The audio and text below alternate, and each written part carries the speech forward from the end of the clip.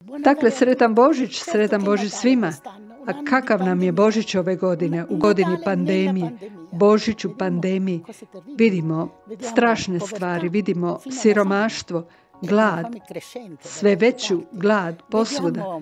Vidimo dijelom prikrivene, dijelom još uvijek postojeće ratove.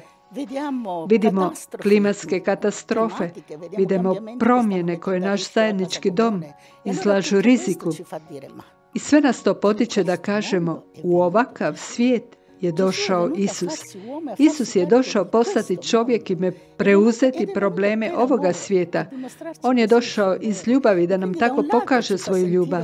S jedne strane osjećamo svu poniznost pred veličinom te ljubavi, zahvalni onome koji nam ju je pokazao, a s druge strane potiče nas da i mi činimo poput njega, da se osvrnemo oko sebe, da dopremo do sviju, počinjući od onih koji su isključeni, siromašni, napušteni, migranata, oni koji su sami, do bolesnika, djeca, svih potrebiti.